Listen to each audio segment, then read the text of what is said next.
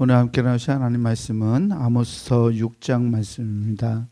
아모스 6장 1절에서 14절까지 말씀입니다. 제가 가진 성경으로 구약성서 1279페이지에 있습니다.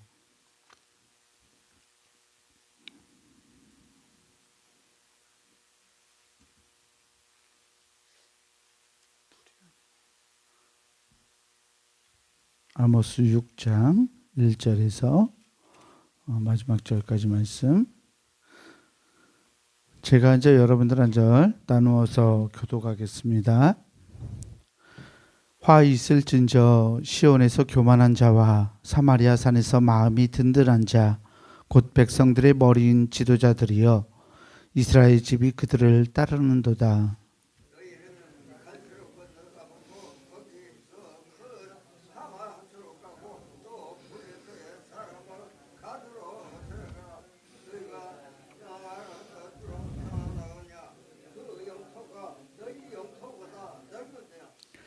너희는 휴관날이 멀다 하여 포악한 자리로 가까워지게 하고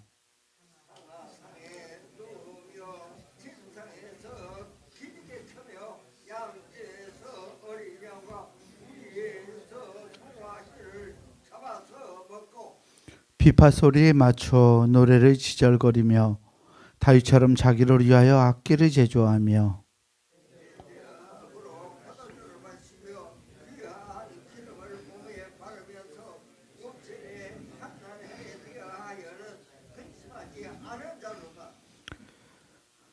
그러므로 그들이 이제는 사로잡히는 자 중에 앞서 사로잡히리니 기지개 켜는 자의 떠드는 소리가 그치리라.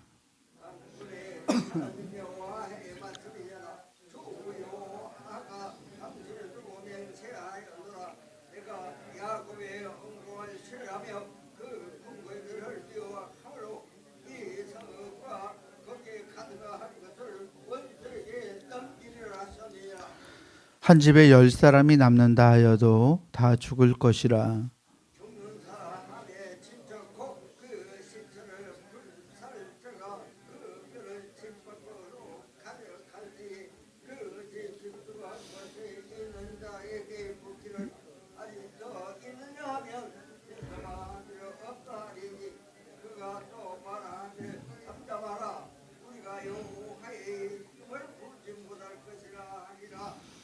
보라, 여호와께서 명령하심으로 타격을 받아 큰 집은 갈라지고 작은 집은 터지리라.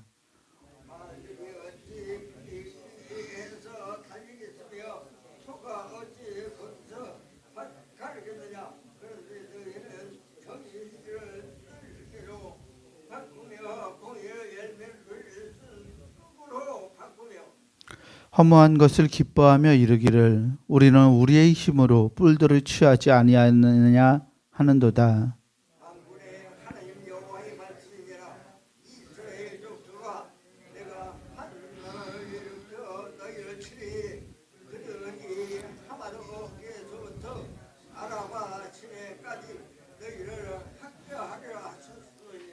아멘. 주님이 주시는 은혜와 평강이 오늘 모인 우리 모두에게 함께하기를 주의 이름으로 축원합니다. 오늘 우리가 함께 읽은 이 아모스 6장 말씀은 북왕국 이스라엘, 특별히 사마리아의 지도자들에 대한 심판의 메시지를 담고 있어요. 말씀은 이렇게 시작합니다. 화 있을진저 시온에서 교만한 자와 사마리아 산에서 마음이 든든한 자, 곧 백성들의 머리인 지도자들이여 이스라엘 집이 그들을 따르는도다. 아멘. 북왕국 이스라엘 백성들을 이끌고 살아갔었던 백성들의 지도자들의 삶이, 그러니까 흔히 상류층이라 불리었던 사람들의 삶이 얼마나 안일하고 얼마나 그들이 방탕한 삶을 살아갔는지를 보여주고 있어요. 그들을 보니까 3절 말씀부터 하나님이 그들의 삶에 대해서 이렇게 이야기하시는데요. 흉한 날이 멀다 하여 포악한 자리로 가까워지게 했다. 그리고 상하상에, 코끼리 이빨로 만든 그 상에 눕고 침상에서 기지개 켜면서 양떼에서 어린 양을 잡고 우리에서 송아지를 잡아서 먹고 자신을 위해서 악기를 제조해서 연주하고 또 대접으로 포도주를 먹고 귀한 기름을 몸에 바르고 살아갔다라고 말합니다. 그것 자체가 잘못이라는 말을 하는 것 같지는 않아요. 상류층들이 자신들이 누릴 수 있는 것들을 가지고서 잘 누리고 살아갔지만 6절 후반부에 보면 요셉의 환난에 대하여는 근심하지 아니하는 자로다라고 말하고 있어요. 요셉의 환난, 요셉이 받은 그 환난, 하나님의 백성으로서 세상을 떳떳하게 살아가기 위해서 받아야 될 또는 견뎌야 될 어려움에 대해서는 근심하지 않는 사람들, 정의에 대해서 눈을 감고 또 나의 안에는 굉장히 염려하지만 다른 사람들의 살아가는 삶에 대해서는 관심이 없었던, 다른 사람이야 뭐 착취를 당하든지 밭을 빼앗기든지 그리고 어려운 삶을 살아가더라도 그냥 나만 잘 살면 된다는 생각, 그 생각을 가지고 누려갔던 그 이스라엘 상류층들의 삶의 모습에 대해서 하나님이 질타하고 계십니다. 그래서 7절 말씀에 보면 하나님이 그들이 이렇게 될 것이라고 말하는데요. 그러므로 그들이 이제는 사로잡히는 자 중에 앞서 사로잡히리니 기지개 켜는 자의 떠드는 소리가 그치리라. 아멘. 사로잡히는 자, 그러니까 이 상류층들은 이스라엘에 앞서가는 자들이거든요.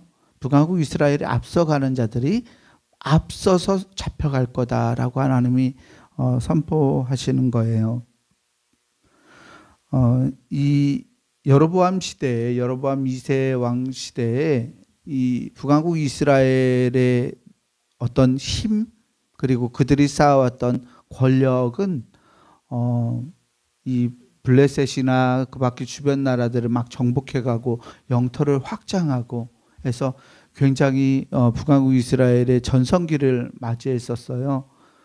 전성기를 맞이했으면 나라가 부강해지니까 백성들이 행복해야 되잖아요.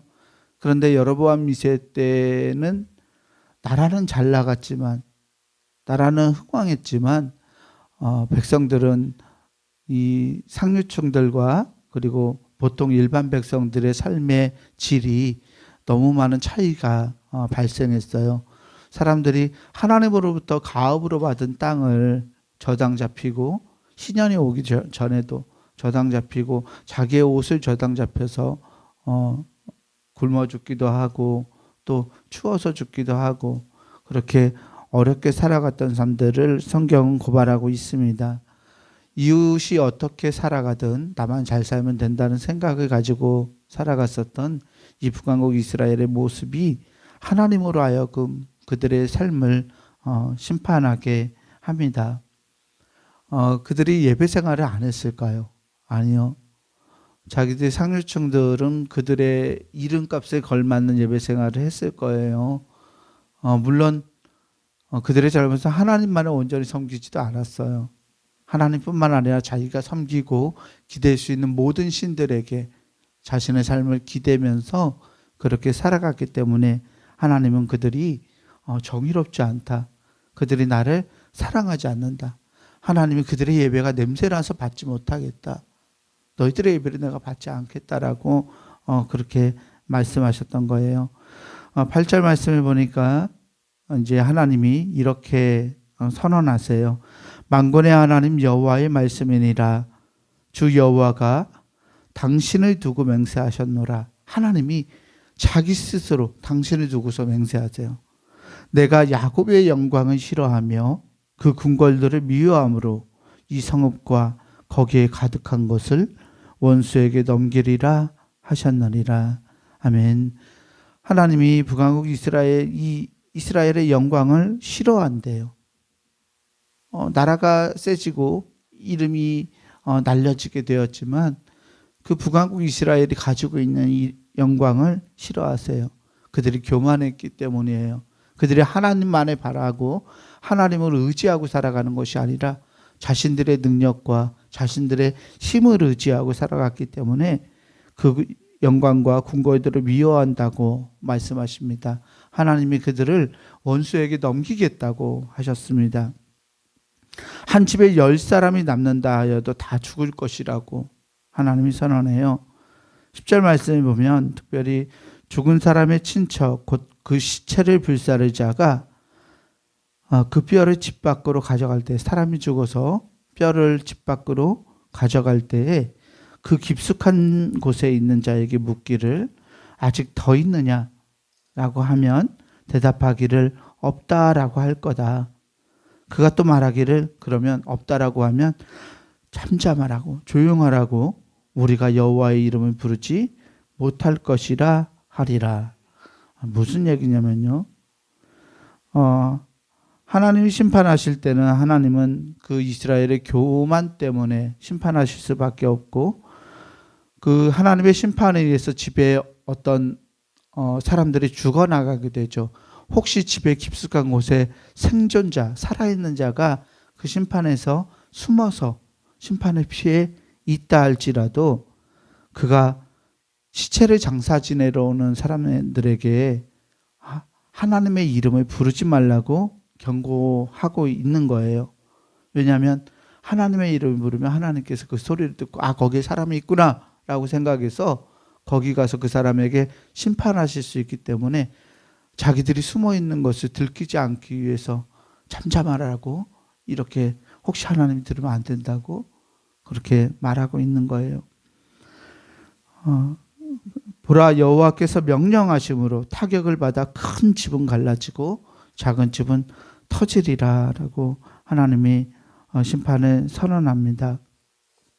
하나님의 심판 선포가 계속됩니다. 12절 말씀을 보니까 말들이 어찌 바위 위에서 달리겠으며 소가 어찌 거기서 밭 갈겠느냐. 그런데 너희는 정의를 쓸개로 바꾸며, 정의를 쓴 것으로 바꾸며 공의의 열매를 쓴 쑥으로 바꾸며 라고 말하고 있어요. 말들이 바위 위에서 달리지 않죠. 평평한 땅에서 달립니다. 말 위에서, 이 돌이 많은, 바위가 많은 땅에서는 말이나 기병들, 군사들이 힘을 쓸 수가 없어요. 그래서 말들은 거기 달리지 않는데, 이와 마찬가지로 이런 땅은 소가 갈아엎을 수 있는 땅도 아니에요. 바위가 많은 땅은 일구어 갈 수 없는 땅이라고 말하고 있죠. 이스라엘은 불가능한 일들, 책임 있는 자리에 있는 사람들이 해서는 안 될 짓, 정말 상식을 벗어나는 짓, 그런 일들을 했다라는 거죠. 정의를 쓸개로 바꾼 것, 공의의 열매를 쓴 것으로 바꿔간 것. 절대 그렇게 해서는 안 되지만 자신만을 생각하고 하나님과 이웃들을 사랑하지 않았던 북왕국 이스라엘 잘못에 대해서 이렇게 경고하고 있습니다. 이어서 계속 13절에서 허무한 것을 기뻐하며 이르기를 우리는 우리의 힘으로 뿔들을 취하지 아니하였느냐 하는도다. 북왕국 이스라엘의 상류층들이 자기의 힘으로, 자신들의 힘으로 권력을, 힘을, 뿔들을 취했다라고 말하고 있어요. 북왕국 이스라엘이 흥황할 수 있었던 이유는 그들의 능력이 아니라 하나님의 능력이에요. 그리고 사실 그들이 나라가 힘이 세워졌다라는 것이 반드시 그들에게 선한 것만은 아니었어요. 그 힘센 나라였지만 아시리아에게 한 번에 그렇게 쉽게 멸망당했기 때문에 그렇습니다. 우리가 이 세상을 살아가면서 조금 경제적으로 여유가 있게 되고 더 많은 것들을 벌게 되고 더 많은 것들을 얻게 되면 우리는 흔히 하나님의 나를 믿는 사람들은 축복하셨다고 생각합니다. 그런데 하나님 입장에서 봤을 때 우리에게 축복이란, 우리에게 복이라는 것이 무엇인지를 우리는 기억해야 합니다. 내가 만일 조금 더 여유가 있어졌지만 하나님에게서 조금 더 멀어지게 된다면, 내가 돈은 조금 벌게 되었지만 하나님의 뜻을 살아내는 삶과 조금 떨어지게 된다면, 내가 예배 생활을 등한히 하게 되고 하나님 외에 다른 것들이 내 관심과 내 눈이 머물게 된다면 그것은 복이 아니라 화라고 할 거예요. 북왕국 이스라엘은 힘이 세지고 나라가 강성해졌지만 그들 스스로 그 나라를 이루었다라고 고백하기도 하고 또 하나님을 멀리하고 이웃들을 사랑하지 못했기 때문에 하나님은 그들의 나라가 복을 받은 나라라고 하나님이 복을 주셨다라고 말씀하지 않는 거예요. 마지막으로 14절에서 이렇게 말합니다. 만군의 하나님 여호와의 말씀이니라. 이스라엘 족속아, 내가 한 나라를 일으켜 너희를 치리니 그들이 하맛 어귀에서부터 아라바 시내까지 너희를 학대하리라 하셨느니라. 아멘. 이스라엘이 자기의 힘을 뽐냈지만 그 북왕국 이스라엘 땅을 북쪽에서 남쪽까지 하맛 어귀에서부터 아라바 시내까지 하나님이 학대하고 치시겠다라고 선언하는 것으로서 말씀을 마치고 있습니다. 사랑하는 교우 여러분, 우리는 하나님의 이름을 가지고 세상을 살아가고 하나님의 복을 누리는 사람들이에요. 하나님께서 우리에게 가장 기뻐하실 일들이 무엇인지를 잊지 않았으면 좋겠습니다. 하나님을 사랑하는 것, 주님을 사랑해서 예배하고 하나님의 뜻을 실현해가는 것, 또 하나님의 뜻인 우리의 이웃들을 사랑하고 아끼고 세우면서 이 세상을 살아가는 것이 오늘 우리에게 주어진 가장 큰 하나님의 사명이라는 것을 기억하고 서로를 사랑하는 일에 우리 마음과 뜻을 다하는 우리 교우들 되기를 주의 이름으로 간절히 축원합니다. 기도하겠습니다. 사랑과 은혜의 하나님 감사합니다. 우리를 하나님의 백성으로 불러주시고 하나님을 알고 예배하고 하나님께 영광을 돌리는 삶을 살아가게 하시니 감사합니다. 하나님, 우리가 하나님의 사랑과 은혜를 입은 자로서 하나님 주님의 그 은혜를 날마다 기억할 수 있는 자들 되게 하여 주옵소서. 하나님을 사랑하고 우리의 이웃을 우리의 몸처럼 사랑해가는 귀한 이 의무가 하나님 우리들에게 하나님께서 주신 귀한 사명이라는 것을 기억하고 이 사명을 감당해내는 일에 우리의 마음을 다할 수 있기를 원합니다. 우리의 힘으로 할 수 있는 것이 아니라서 우리를 변화시키고 우리의 여건과 상황을 이끌어 주시는 하나님의 사랑에 기대입니다. 예수 그리스도의 사랑을 힘입은 자로서 주님께 받은 사랑을 이 세상으로 돌려낼 수 있는 하나님의 사람들이 되게 하시고 이를 통해서 우리의 이름이 아니라 하나님의 이름이 영광받는 일들이 세상에 일어날 수 있도록 하나님 우리를 사용하여 주시옵소서. 오늘도 하나님과 우리의 교우들을 서로 사랑하면서 함께 모여 즐거운 축제와 예배를 하나님께 올려드리기 원하오니 하나님 우리 모두의 발걸음을 주장하시고 오늘 하루가 하나님께 영광이 되는 기쁜 주일 성일 될 수 있도록 하나님 역사하여 주시옵소서. 오늘도 귀한 예물 드린 손길이 있사오니 하나님 이 예물에 담긴 기도의 제목 가운데 하나님 응답하시고 하나님의 역사를 이루어내는 복된 삶을 살아갈 수 있도록 능력과 은혜를 허락하여 주시옵소서. 감사드리오며 우리 구주 예수 그리스도 이름으로 축복하며 기도합니다. 아멘. 하늘에 계신 우리 아버지여, 이름이 거룩히 여김을 받으시오며 나라가 임하시오며 뜻이 하늘에서 이루어진 것 같이 땅에서도 이루어지이다. 오늘 우리에게 일용할 양식을 주시옵고 우리가 우리에게 죄 지은 자를 사하여 준 것 같이 우리 죄를 사하여 주시옵고 우리를 시험에 들게 하지 마시옵고 다만 악에서 구하시옵소서. 나라와 권세와 영광이 아버지께 영원히 있사옵나이다. 아멘.